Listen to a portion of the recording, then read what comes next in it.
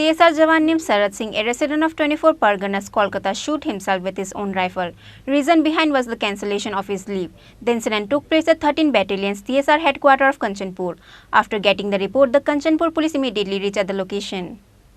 TSR Jawan of 13 Battalion were disheartened for past few days because of the assistant commandant refused to give them leave. Because of the urgency to go home, TSR Jawan Sarat Singh, resident of 24 Parganas, Kolkata, asked for a leave again. But likewise, his leave was cancelled again, and with that he was disheartened.